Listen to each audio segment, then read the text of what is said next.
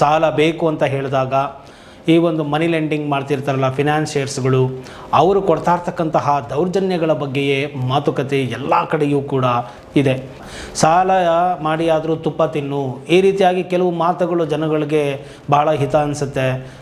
Kidney ಮಾರಿ ತಂದುಕೊಡು, ನಿನ್ನ ಶೀಲ ಮಾರಿ ತೊಗೊಂಬಂದು ನೀನು ಏನು ಎಲ್ಲಿಗಾದರೂ ಹೋಗಿ ನೀನು ತಗೊಂಬಂದು ಕೊಡು, ನನಗದು ಗೊತ್ತಿಲ್ಲ, ನಾನು ದುಡ್ಡು ಕೊಟ್ಟಿದ್ದೀನಿ, ನಾನು ದುಡ್ಡು ಬೇಕಷ್ಟೇ.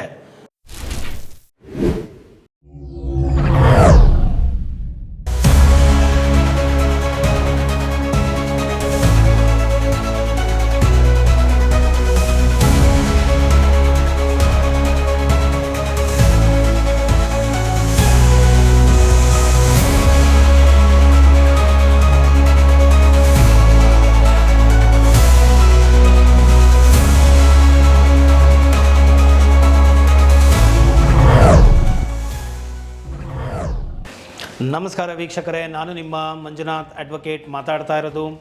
ನಿಮಗೆ ಏನಾದರೂ ಕಾನೂನಿನ ಸಮಸ್ಯೆಗಳು ಇದ್ದಿದ್ದೇ ಆದಲ್ಲಿ ಈ ಒಂದು ವಿಡಿಯೋದ ಮೇಲೆ ಕಾಣ್ತಕ್ಕಂತಹ ಒಂದು ವೆಬ್ಸೈಟಿಗೆ ಹೋಗಿ ಭೇಟಿ ಮಾಡಬಹುದು.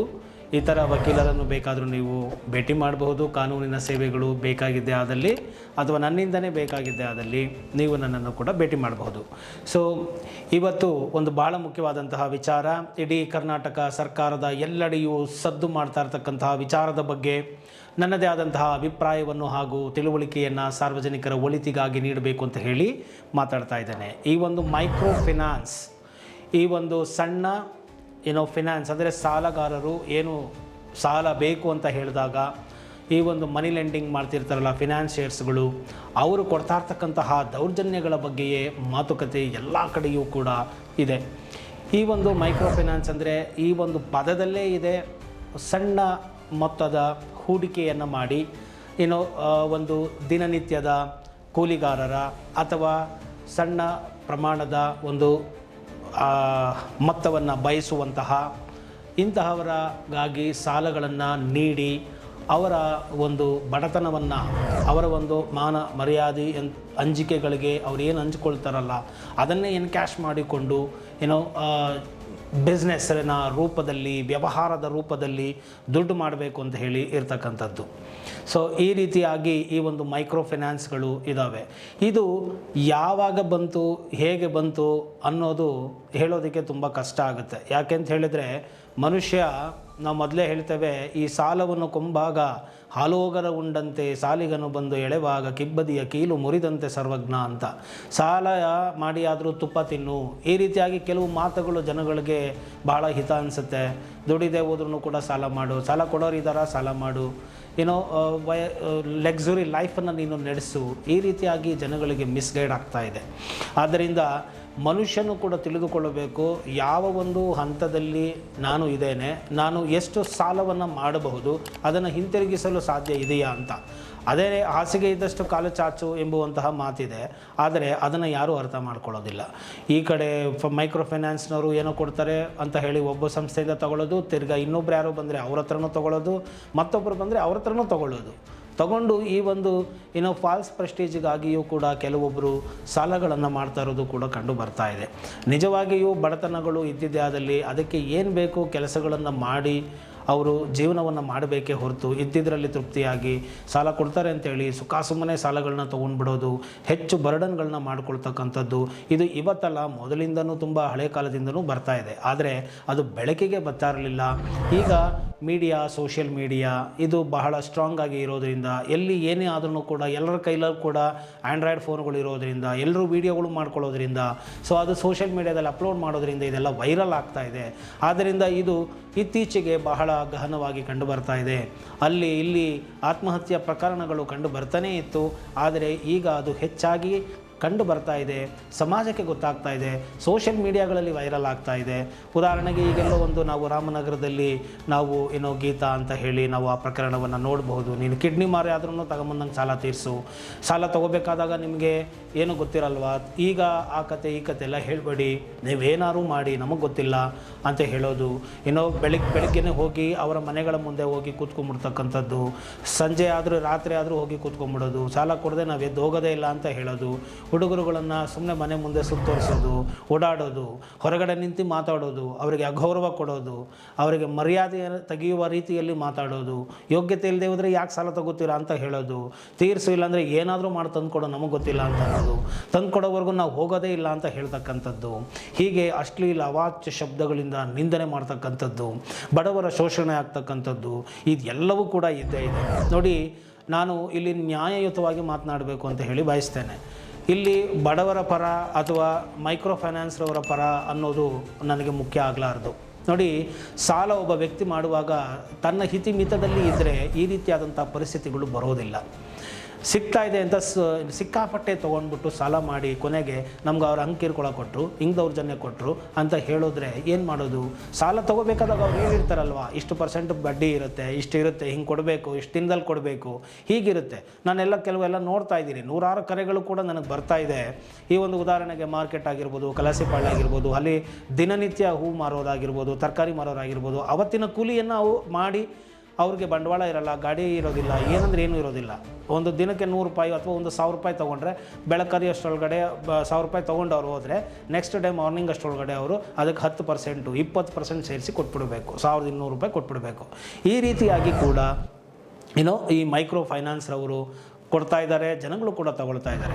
ಇದರಿಂದ ಲಕ್ಷಾಂತರ ಜನ ಜೀವನವೂ ನಡೀತಾ ಇದೆ ಒಂದು ಅರ್ಥದಲ್ಲಿ. ಮೈಕ್ರೋ ಫೈನಾನ್ಸ್ ಕೊಡೋರು ಇಲ್ಲ ಅಂದರೆ ಎಷ್ಟೋ ಬಡವರುಗಳಿಗೆ ಏನು ವ್ಯಾಪಾರ ಮಾಡಬೇಕು, ಹೇಗೆ ಮಾಡಬೇಕು ಅನ್ನೋದೇ ಕೂಡ ಕಷ್ಟ ಆಗ್ತಾ ಇದೆ. ಯಾಕೆಂತ ಹೇಳಿದರೆ ಈ ಸರ್ಕಾರದ ಒಂದು ಸಂಸ್ಥೆಗಳಾಗಿರ್ಬೋದು, ಬ್ಯಾಂಕ್ಗಳಾಗಿರಬಹುದು, ಈ ಒಂದು ಟ್ರೆಡಿಷನಲ್ ಕಂಪನಿಗಳು ಅಂತ, ಬ್ಯಾಂಕುಗಳು ಅಂತ ನಾವೇನು ಕರಿತೀವಿ, ಇವರೆಲ್ಲ ಸಾಕಷ್ಟು ದಾಖಲಾತಿಗಳನ್ನು ಕೇಳ್ತಾರೆ, ಇನ್ಕಮ್ ಸೋರ್ಸ್ ಕೇಳ್ತಾರೆ. ಸೊ ಸಾಕಷ್ಟು ದಾಖಲಾತಿಗಳು ಕೆಲವರಿಗೆ ಕೊಡೋಕ್ಕಾಗೋದಿಲ್ಲ, ಸೋರ್ಸಸ್ ಇರೋದಿಲ್ಲ, ಅಂಥವ್ರಿಗೆ ಇವ್ರು ಯಾರು ಸಾಲ ಕೊಡೋದೇ ಇಲ್ಲ. ಹಾಗಾದರೆ ಅಂಥವ್ರು ಬದುಕೋದು ಹೇಗೆ, ಜೀವನ ಮಾಡೋದು ಹೇಗೆ, ಈ ಎಲ್ಲ ಚಿಂತನ ಮಂಥನಗಳು ಕೂಡ ಇದ್ದಿದ್ದೆ. ಅಂಥವ್ರು ಏನು ಮಾಡ್ತಾರೆ, ಇಂಥವ್ರ ಜೊತೆ ಹೋಗ್ತಾರೆ, ಕೊಟ್ಟಷ್ಟು ತಗೊಳ್ತಾರೆ, ಜೀವನ ಮಾಡೋಣ ಅಂತ ಹೇಳಿ. ಕೊನೆಗೆ ಮಿತಿಮೀರಿದ ಆಸೆಯಿಂದ ಕೆಲವೊಮ್ಮೆ ಒಬ್ಬರ ಹತ್ರ ತೊಗೊಂಡಿರ್ತಾರೆ, ಆ ಸಾಲ ತೀರಿಸೋದಕ್ಕೆ ಇನ್ನೊಬ್ಬರ ಹತ್ರ ತೊಗೊಂಡು ಆ ಸಾಲ ತೀರ್ಸೋಕ್ಕೆ ಹೋಗ್ತಾರೆ, ತಿರುಗಿ ಇನ್ನೊಬ್ಬರು ಕೊಡ್ತಾರಲ್ಲ ಅಂತ ಹೇಳಿ ಆಸೆ ಪಟ್ಟು ಅಲ್ಲೂ ತಗೊಳ್ತಾರೆ. ಈ ರೀತಿಯಾದಂತಹ ಸಮಸ್ಯೆಗಳು ಆಗ್ತಾ ಇದೆ. ಈ ಒಂದು ಬಡವರ ಒಂದು ದರದು ಏನಿದೆ ನಿಮಿತ್ತ ಅವ್ರೇನು ತಗೊಳ್ತಾರಲ್ಲ, ಇದನ್ನೇ ಎನ್ಕ್ಯಾಶ್ ಮಾಡಿ ಈ ಮೈಕ್ರೋ ಫೈನಾನ್ಸ್ ಕಂಪ್ನಿಯವರು ದೌರ್ಜನ್ಯಗಳನ್ನು ಮಾಡ್ತಾ ಇರೋದು ಕೂಡ ಆಕ್ಷೇಪಾರ್ಹ. ಅವರು ಕೂಡ ಮಾಡಬಾರ್ದು. ಯಾವುದೇ ಒಂದು ವ್ಯವಹಾರ ಅಂತ ಮಾಡಿದ್ರು ಅದು ಒಂದು ನೈತಿಕ ಚೌಕಟ್ಟಿನಲ್ಲಿ ಇರಬೇಕು, ಒಂದು ನಾಗರಿಕ ಚೌಕಟ್ಟಿನಲ್ಲಿ ಇರಬೇಕು. ನಾವು ಬದುಕ್ತಾ ಇರ್ತಕ್ಕಂಥದ್ದು ನಾಗರಿಕ ಸಮಾಜದಲ್ಲಿ. ನಾವು ನಾಗರಿಕತೆಯನ್ನು, ಮಾನವೀಯತೆಯನ್ನು, ನೈತಿಕತೆಯನ್ನು ಬಿಟ್ಟು ನಾವು ಯಾವುದೇ ವ್ಯವಹಾರ ಮಾಡೋಕ್ಕೆ ಹೋದ್ರೂ ಕೂಡ ಅದು ಖಂಡಿತ ಆಕ್ಷೇಪಾರ್ಹ. ಸೊ ಈ ರೀತಿಯಾದಂತಹ ದೌರ್ಜನ್ಯಗಳನ್ನು ಮಾಡುವುದು ತಪ್ಪು. ಸೊ ಇಲ್ಲಿ ಒಟ್ಟಾರೆ ನಾನು ಹೇಳಿದ್ದೇನು ಅಂದರೆ, ಹಿತಮಿತವನ್ನು ನೋಡಿ ಅರಿತು ಸಾಲಗಳನ್ನು ಮಾಡುವವರು ಮಾಡಿ. ಮತ್ತು ಈ ಮೈಕ್ರೋ ಫೈನಾನ್ಸ್ ಕಂಪನಿಯವರು ಅವ್ರಿಗೇನು ಬಂಡವಾಳ ಹಾಕ್ತೀವಿ, ನಮಗೆ ದುಡ್ಡು ಬೇಕು ಅಂತ ಹೇಳ್ತಾರೆ.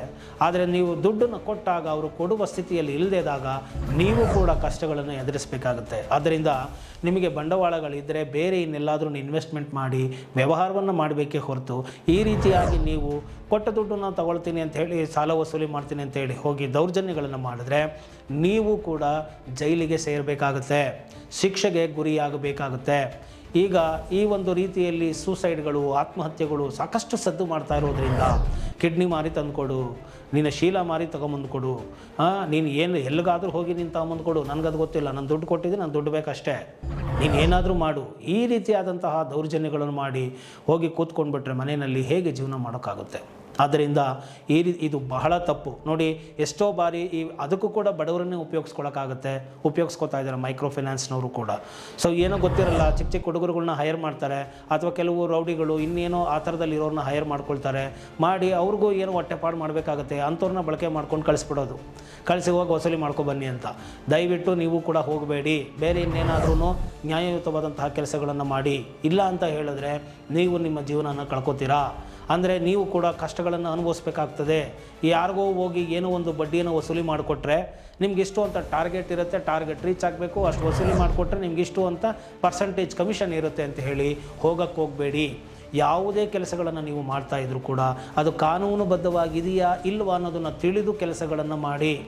ಅದ್ರ ಬದಲು ಸಣ್ಣ ಪುಟ್ಟ ವ್ಯಾಪಾರಗಳನ್ನು ಮಾಡಿ ನೀವೇನೇ ಇವತ್ತು ಎಷ್ಟೋ ಜನ ಮಸಾಲೆ ಪುರಿನೋ, ಬೋಂಡಾನೋ, ಬಜ್ಜಿನೋ, ಇನ್ನೇನೋ ಸಣ್ಣ ಒಂದು ಮಾರಾಟ ಮಾಡೋರು ಕೂಡ ಇವತ್ತು ದಿನಕ್ಕೆ 2,000 3,000 ದುಡಿತಾ ಇದ್ದಾರೆ. ಅದನ್ನು ದುಡಿದು ಲಕ್ಷ ಕೋಟಿಗೂ ಕೂಡ ಬೆಳೆಸಿದ್ದಾರೆ. ಆದ್ದರಿಂದ ಈ ರೀತಿಯಾಗಿ ಕಾನೂನು ಬಾಹಿರವಾದದ್ದು, ಅಮಾನುಷವಾದದ್ದು, ಮಾನವೀಯತೆಗೆ ವಿರುದ್ಧವಾದದ್ದು, ಈ ರೀತಿಯಾದಂತಹ ಕುಕೃತ್ಯಗಳನ್ನು ಮಾಡಿ ನೀವು ನಿಮ್ಮ ಜೀವನ ನಡೆಸ್ತೇವೆ, ನಿಮ್ಮ ಕುಟುಂಬದವರಿಗೆ ತೊಗೊಂಡೋಗಿ ಅನ್ನ ಹಾಕ್ತೀವಿ ಅಂದರೆ ತಪ್ಪಾಗುತ್ತೆ ನೈತಿಕವಾಗಿ. ಆದ್ದರಿಂದ ಸಾಲ ವಸೂಲಿ ಮಾಡುವಂಥ ಹುಡುಗರು ಕೂಡ ಯೋಚನೆ ಮಾಡಿ, ನೀವು ಕೂಡ ಶಿಕ್ಷೆಗೆ ಒಳಗಾಗಬೇಕಾಗ್ತದೆ. ಆದ್ದರಿಂದ ಅದನ್ನು ಇನ್ನು ಮುಂದಕ್ಕೆ ಮಾಡೋಕ್ಕೆ ಹೋಗಬೇಡಿ. ಈ ಕೂಡಲೇ ಇದನ್ನೆಲ್ಲ ನಿಲ್ಲಿಸಬೇಡಿ. ಹಾಗೂ ಸಾಲ ತಗೊಳ್ಳೋರು ಕೂಡ ಇತಿಮಿತಿಯನ್ನು ಅರಿತು ನಡ್ಕೊಳ್ಳಿ ಅನ್ನೋದನ್ನು ನಾನು ಇಲ್ಲಿ ಹೇಳಲಿಕ್ಕೆ ಬಯಸ್ತೇನೆ. ಆಮೇಲೆ ಏನು ಅಂತ ಹೇಳಿದ್ರೆ, ಈ ಒಂದು ಮೈಕ್ರೋ ಫಿನಾನ್ಸ್ ಕಂಪನಿಯವರು ಈ ರೀತಿಯಾಗಿ ದೌರ್ಜನ್ಯ ಮಾಡಿರೋದ್ರಿಂದ ಸರ್ಕಾರ ಈಗ ಒಂದು ಸುಗ್ರೀವಾಜ್ಞೆಯನ್ನು ಹೊರಡಿಸಬೇಕು ಅಂತ ಹೇಳಿ ಅದನ್ನು ಕಮಿಟಿ ರಚನೆಯನ್ನು ಮಾಡಿ ಈಗಾಗಲೇ ಚರ್ಚೆಗಳನ್ನು ಮಾಡಲಾಗಿದೆ. ಸಾಕಷ್ಟು ಕರಡನ್ನು ಸಿದ್ಧಪಡಿಸಲಾಗಿದೆ, ಮಸೂದೆಯನ್ನು ಮಾಡಲಾಗಿದೆ. ಸೊ ಮಾಡಿ ಈಗ ಅದನ್ನು ಏನೇನು ಅಂಶಗಳಿದ್ದಾವೆ ಅಂತ ಹೇಳಿದರೆ, ಈ ಮೈಕ್ರೋ ಫಿನಾನ್ಸ್ ಕಂಪನಿಯವರು ನೋಂದಣಿಯನ್ನು ಮಾಡಿಸಿಕೊಳ್ಳಲೇಬೇಕು. ಅದಕ್ಕೆ ಸಪರೇಟ್ ನೋಂದಣಿ ಪ್ರಾಧಿಕಾರವನ್ನು ಮಾಡಬೇಕು. ಅದರ ಅಂಡರಲ್ಲಿ ಇವರು ರಿಜಿಸ್ಟ್ರೇಷನ್ ಮಾಡಿ ನೋಂದಣಿ ಮಾಡ್ಕೋಬೇಕಾಗತ್ತೆ. ಮತ್ತು ಇವರು ಅಂಡರ್ಟೇಕಿಂಗ್ ಬರ್ಕೊಡ್ಬೇಕಾಗತ್ತೆ. ಇವರು ಯಾರಿಗೆ ಯಾಂತಹ ಅರ್ಹ ವ್ಯಕ್ತಿಗಳಿಗೆ ಎಷ್ಟು ಮಟ್ಟಿಗೆ ಸಾಲವನ್ನು ಕೊಡಬಹುದು, ಮತ್ತು ಅದಕ್ಕೆ ಇವರು ಎಷ್ಟು ಬಡ್ಡಿಯನ್ನು ವಿಧಿಸ್ತಾರೆ, ಇದು ಎಲ್ಲವನ್ನು ಮತ್ತು ಅವರು ಯಾವ ರೂಪದಲ್ಲಿ ಆ ಸಾಲವನ್ನು ವಸೂಲಿ ಮಾಡ್ತಾರೆ ಎಂಬುವುದನ್ನು ಕೂಡ ಅವರು ಅದರಲ್ಲಿ ಬರೆದು ಕೊಡಬೇಕಾಗುತ್ತೆ ಸ್ಪಷ್ಟವಾಗಿ. ಸೊ ಇದು ಬಹಳ ಅತ್ಯುತ್ತಮ ಶ್ಲಾಘನೀಯವಾದಂತಹ ಕೆಲಸ. ಸೊ ನೋಂದಣಿಯ ಸಮಯದಲ್ಲಿ ಈ ಎಲ್ಲವನ್ನು ಕೂಡ ಅವರು ತಿಳಿಸಬೇಕಾಗುತ್ತೆ. ಇನ್ನು ಒಬ್ಬ ವ್ಯಕ್ತಿಗೆ 2 ಲಕ್ಷಕ್ಕೂ ಮೀರಿದ ಸಾಲಗಳನ್ನು ನೀಡುವಂತಿಲ್ಲ. ಅವರು ಕೊಡುವ ಶಕ್ತಿ ಇದೆಯಾ ಇಲ್ಲವ ಎಂಬುದನ್ನು ತಿಳಿದು ಸಾಲವನ್ನು ಕೊಡಬೇಕು. ಏನೋ ತಗೋತಾ ಇದ್ದಾರೆ ಅಂಥೇಳಿ ಇನ್ನೇನೋ ವಸೂಲಿ ಮಾಡೋಣ, ಇನ್ಯಾವ ಥರದಲ್ಲೂ ಮಾಡ್ಕೊಳ್ಳೋಣ, ವರ್ಕೌಟು ಅನ್ನೋ ಥರದಲ್ಲೆಲ್ಲ ಸಾಲ ಕೊಡುವ ಹಾಗೆ ಇಲ್ಲ. ಅವರಿಗೆ ಯೋಗ್ಯತೆ ಇದೆಯಾ ಇಲ್ಲವ, ಎಷ್ಟಕ್ಕೆ ಅವರು ಅರ್ಹರಿದ್ದಾರೆ ಇದನ್ನು ತಿಳಿದೇ ಕೊಡಬೇಕಾಗುತ್ತೆ. ಅಮಾನುಷವಾಗಿ ಕೊಟ್ಟು ಅಮಾನುಷವಾಗಿ ನಡೆದುಕೊಳ್ಳುವಂಥದ್ದಲ್ಲ ಎಂಬುವಂಥದ್ದನ್ನು ಕೂಡ ಇಲ್ಲಿ ಹೇಳಲಾಗಿದೆ. ಹೀಗೆ ಏನಾದರೂ ದೌರ್ಜನ್ಯಗಳನ್ನು ನೀವು ಮಾಡಿದ್ದೆ ಆದಲ್ಲಿ ಸರಿಸುಮಾರು 6 ತಿಂಗಳಿನಿಂದ 3 ವರ್ಷದವರೆಗೂ ಜೈಲು ಶಿಕ್ಷೆಯನ್ನು ಕೂಡ ಅವರಿಗೆ ವಿಧಿಸಬೇಕು ಎಂಬುವಂತಹ ನಿಯಮವನ್ನು ಕೂಡ ಈಗ ತರಲಾಗ್ತಾ ಇದೆ. ಸೊ ಆದ್ದರಿಂದ ಈ ಒಂದು ಆದೇಶಗಳು ಇನ್ನೇನು 2-3 ದಿನದಲ್ಲಿ ಸರ್ಕಾರದ ಕಡೆಯಿಂದ ಬೀಳಬಹುದು. ಆದ್ದರಿಂದ ವೆಯ್ಟ್ ಮಾಡಿ. ಮತ್ತು ನಾನು ಇಲ್ಲಿ ತಿಳಿಸಿರುವ ಪ್ರಕಾರ ಸಾಲ ತೆಗೆದುಕೊಳ್ಳುವವರು ಹಿತಮಿತದಲ್ಲಿ ಇರಿ, ಮತ್ತು ಸಾಲ ಕೊಡುವವರು ಅರಿತು ಕಾನೂನಿನ ವ್ಯಾಪ್ತಿಯನ್ನು ಅರಿತು ನಡೆದುಕೊಳ್ಳಿ. ಮತ್ತು ಈ ರೀತಿಯಾಗಿ ಏನಾದರೂ ದೌರ್ಜನ್ಯ ಆಗಿದ್ದೆ ಅದರಲ್ಲಿ ಆ ಒಂದು ಮೈಕ್ರೋ ಫಿನಾನ್ಸ್ ಇನ್ಸ್ಟಿಟ್ಯೂಷನ್ MFIS ಅಂತ ಏನು ನಾವು ಕರಿತೀವಿ, ಅವರುಗಳನ್ನೇ ಜವಾಬ್ದಾರಿಯನ್ನಾಗಿ ಮಾಡಬೇಕು. ಮತ್ತು ಅವರನ್ನೇ ನಾವು ಕಾನೂನಿನಿಂದ ಶಿಕ್ಷಿಸಬೇಕಾಗುತ್ತದೆ. ಯಾಕಂದರೆ ಆ ಸಂಸ್ಥೆ ಬಡ ಹುಡುಗರನ್ನು ಅಥವಾ ಎಜುಕೇಟೆಡ್ ಅಲ್ಲದ ವ್ಯಕ್ತಿಗಳನ್ನು ಬಳಸಿಕೊಂಡು ದೌರ್ಜನ್ಯ ಮಾಡೋಕ್ಕೆ ಕಳಿಸಿರ್ತಾರೆ. ಆದ್ದರಿಂದ ದೌರ್ಜನ್ಯದಲ್ಲಿ ಅವರದ್ದು ಸಿಂಹಪಾಲು ಇರುತ್ತೆ. ಸೊ ಎಜುಕೇಟೆಡ್ ಆಗಿರ್ತಕ್ಕಂಥ ಫಿನಾನ್ಷಿಯಲಿ ಎಜುಕೇಟೆಡ್ ಆಗಿ RBI ರೂಲ್ಸ್ ಆ್ಯಂಡ್ ರೆಗ್ಯುಲೇಷನ್ಸ್ಗಳನ್ನ ಫಾಲೋ ಮಾಡಬೇಕಾಗ್ತದೆ. ಆ ರೂಲ್ಸ್ ಆ್ಯಂಡ್ ರೆಗ್ಯುಲೇಷನ್ಸ್ಗಳನ್ನ ಇವರು ಫಾಲೋ ಮಾಡಿ ಅದರ ಪ್ರಕಾರವಾಗಿಯೇ ಇವರು ಸಾಲಗಳನ್ನು ವಸೂಲಿ ಮಾಡಬೇಕೇ ಹೊರತು ಇವರು RBI ರೂಲ್ಸ್ ಆ್ಯಂಡ್ ರೆಗ್ಯುಲೇಷನ್ಸ್ನ ವೈಲೇಟ್ ಮಾಡಿ ಇಷ್ಟ ಬಂದಂಗೆ ಮನೋ ಇಚ್ಛೆ ಮನೆಗಳಿಗೆ ಬಂದು ಆಡ್ ಟೈಮ್ ಅಂತ ನಾವೇನು ಕರಿತೀವಿ, ಬೆಳಗ್ಗೆ ಎದ್ದು ಹೋಗೋದು, ರಾತ್ರಿಯೆಲ್ಲ ಅಲ್ಲೇ ಇರೋದು, ಮತ್ತು ಮನೆಯಲ್ಲಿ ಇರೋರಿಗೆಲ್ಲ ತಿಳಿಸೋದು, ಊರಿಗೆಲ್ಲ ತಿಳಿಸೋದು, ಮನೆ ಮೇಲೆಲ್ಲ ಬರೆಯೋದು, ಸಾಲ ಮಾಡಿಬಿಟ್ಟಿದ್ದಾರೆ ಇವರು, ಹೀಗೆ ಹಾಗೆ ಸಾಲ ಕೊಡಬೇಕು ಅಂತ ಹೇಳೋದು, ಮನೆಗೆ ನುಗ್ಗೋದು, ಅಲ್ಲಿ ಕೂತ್ಕೊಂಡು ಹಿಂಸೆ ಕೊಡೋದು, ಮನೆ ಒಳಗಡೆ ಓಡಾಡ್ತಾರೆ ಹೆಣ್ಣು ಮಕ್ಕಳುಗಳನ್ನೆಲ್ಲ ಕೆಟ್ಟ ರೀತಿಯಲ್ಲಿ ನೋಡೋದು, ಕೆಟ್ಟ ರೀತಿಯಲ್ಲಿ ಮಾತಾಡಿಸುವುದು, ಅವರಿಗೆ ಹ್ಯುಮಿಲೇಷನ್ ಆಗಬೇಕು, ಹರಾಸ್ ಆಗಬೇಕು, ದುಡ್ಡು ಕೊಟ್ಬಿಡ್ತಾರೆ ಅಂತ ಹೇಳಿ ಸಾಮಾಜಿಕವಾಗಿ ಅವರನ್ನು ಹಿಂಸಿಸುವುದು, ಮತ್ತು ಮನೆಗಳಿಂದ ಹೊರದಬ್ಬುವುದು, ಮತ್ತು ಅವರು ಮುಟ್ಟುಗೋಲು ಹಾಕಿಕೊಳ್ಳುವುದು, ಆಸ್ತಿಗಳನ್ನು ಮನೆಗೆ ಬೀಗ ಹಾಕುವುದು, ಈ ರೀತಿಯಾದಂತಹ ಪ್ರಕರಣಗಳನ್ನೆಲ್ಲ ಮಾಡುವ ಹಾಗೆ ಇಲ್ಲ. ಇದು ಕಾನೂನಿನಲ್ಲಿ ಅವಕಾಶ ಇಲ್ಲ. ಆದ್ದರಿಂದ ತೆಗೆದುಕೊಳ್ಳುವವರದು ತಪ್ಪಿದೆ, ಇಲ್ಲಿ ಕೊಡುವವರದು ತಪ್ಪಿದೆ. ಈ ಎರಡನ್ನೂ ಕೂಡ ಗಮನಿಸಿ ಸರ್ಕಾರ ನಿಲುವುಗಳನ್ನು ತೆಗೆದುಕೊಳ್ಳಬೇಕು ಅಂತ ಹೇಳಿ ನಾನು ಇಲ್ಲಿ ಹೇಳಲಿಕ್ಕೆ ಬಯಸ್ತೇನೆ. ಈ ಒಂದು ವಿಡಿಯೋ ನಿಮಗೆ ಇಷ್ಟ ಆಗಿದೆ ಆದಲ್ಲಿ ಮರೆಯದ ಹಾಗೆ ಲೈಕ್ ಕೊಡಿ, ಹಾಗೂ ಇತರರಿಗೂ ಕೂಡ ಶೇರ್ ಮಾಡಿ. ಜೈ ಹಿಂದ್, ಜೈ ಕರ್ನಾಟಕ ಮಾತೆ.